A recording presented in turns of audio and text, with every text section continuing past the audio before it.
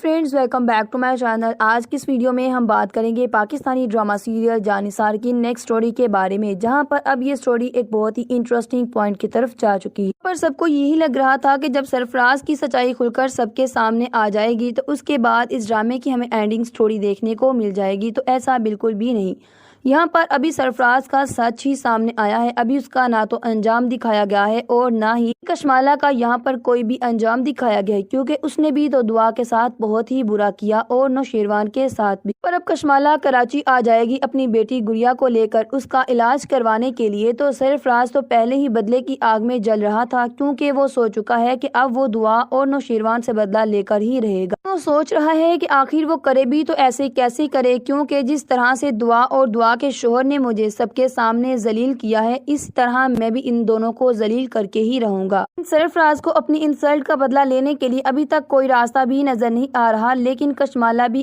کراچی آ جائے گی تو یہ دونوں ہی شیطان مل کر نوشیروان اور دعا کی زندگی میں بہت ہی طوفان برپا کرنے والے ہیں۔ جیسا کہ دعا کی زندگی میں بار بار کوئی نہ کوئی مصیبت آ ہی جاتی ہے، ایک پریشانی بھی ختم ہوتی ہے تو دوسری اس کے لیے تیار ہی بیٹھی ہوتی، کبھی فرحہ تو کبھی کشمالہ تو کبھی اب سرفراز مل جائے گا کشمالہ کے ساتھ، تو یہ دونوں ہی دعا کو نوشیروان کی زندگی سے دور کرنے کے لیے ہر حد ہی پار کر جائیں گے۔ کشمالہ کا ملازم اب بتاتا ہے کہ آپ جانتے ہیں کہ ان دونوں فیملیز کے درمیان کتنا بڑا ہنگامہ ہوا ہے۔ سرفراز کی سچائی تو اب نوشیروان کے سامنے تو کھل کر آ ہی چکی تھی، لیکن دعا کی بہن فضا کو بھی بارے میں پتہ چل چکا ہے، اور میں نوشیروان کے ساتھ ہی ان کے گھر میں گیا تھا، جہاں پر سرفراز کافی زیادہ دعا کے بارے میں غلط باتیں کر رہا تھا، لیکن نوشیروان تو یہ سب کچھ برداشت ہی نہیں کر پایا تھا۔ سرفراز کچھ اور بولتا تو مجھے تو ایسا لگ رہا تھا جیسے کہ نوشیروان اسے قتل ہی کر دیتے۔ یہ بات سننے کے بعد تبھی کشمالہ کہتی کہ اب تمہیں جا کر سرفراز سے ملاقات کرنی ہوگی۔ میں جانتی ہوں کہ سرفراز کے اندر اب کس طرح کی آگ برک رہی، اس آگ کو ہمیں ہوا دینی ہے، بجھنے نہیں دینا۔ سرفراز ہی ہمارا کام آسان کر سکتا ہے۔ یہ بات سننے کے بعد تبھی کشمالہ کا ملازم کہتے کہ بی بی سائیں آپ فکر مت کیجیے، آپ کراچی آ رہے ہیں تو کام آسان ہو جائے گا۔ ایک طرف نوشیروان بیٹھا یہی سوچ رہا ہوتا ہے کہ میں دعا کے بارے میں کتنا غلط ایزیوم کر چکا تھا، مجھے تو یہی لگ رہا تھا کہ دعا مجھے دھوکہ دے رہی ہے۔ جعفر سچ ہی کہتا تھا کہ کبھی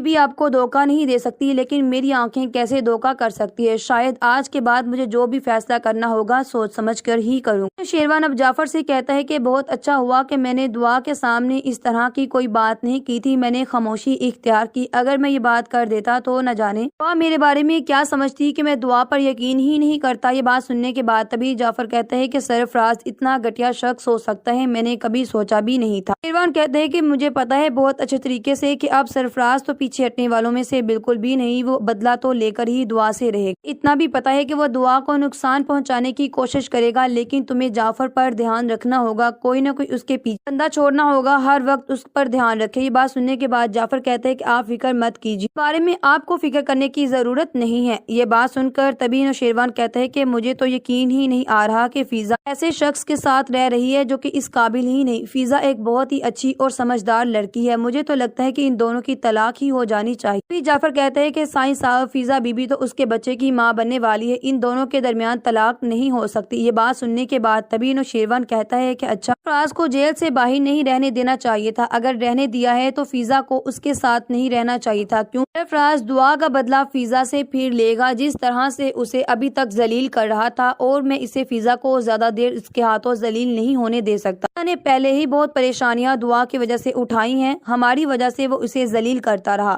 لیکن اب میں اس کو اتنی اجازت بالکل بھی نہیں دوں گا۔ یہ بات سننے کے بعد تبھی جعفر کہتا ہے کہ آپ چاہیں تو فضا بی بی کو واپس گھر لے آتے ہیں۔ یہ بات سننے کے بعد تبھی سرفراز کہتا ہے کہ نہیں، اس لیے ہمیں فضا کی رائے بھی جاننا ہوگی، کیونکہ فضا کی آنکھوں میں نے سرفراز کے لیے بہت نفرت دیکھی تھی، اور وہ کبھی بھی سرفراز کے ساتھ رہنا پسند نہیں کرے گی۔ آج میں جاؤں گا اسلم صاحب کے گھر اور جا کر اس بارے میں فضا سے بات کروں گا، فضا کیا چاہتی ہے ویسا ہی کریں گے۔ بات سننے کے بعد تبھی نوشیروان کہتا ہے کہ دعا بی بی اس وقت کافی زیادہ پریشان ہے، لیکن مجھے لگتا ہے کہ اب سرفراز کے بارے میں ہمیں کوئی اہم قدم اٹھانا چاہیے۔ تبھی اب نوشیروان کو اس کے ابا سائیں کی کال آ جاتی ہے۔ نوشیروان کہتے ہیں کہ مجھے لگتا ہے کہ ابا سائیں کو اس سارے واقعہ کے بارے میں پتہ چل چکا ہے، پر کہتے ہیں کہ نہیں ایسا نہیں ہو سکتا، اس بارے میں ابا سائیں کو پتہ نہیں چلنا چاہیے تو بہتر ہی ہوگا۔ یہ بات سننے کے بعد اب جیسے ہی نوشیروان ابا سائیں کی کال ریسیو کرتے ابھی ابا سائیں کہتے ہیں کہ نوشیروان بیٹا آج کل کہاں پر مصروف ہو، تم نے تو ہمیں واپس آنے کے بعد کال تک نہیں کی۔ یہ بات سننے کے بعد طبی نوشیروان کہتا ہے کہ ابا سائیں کچھ ضروری کام تھے،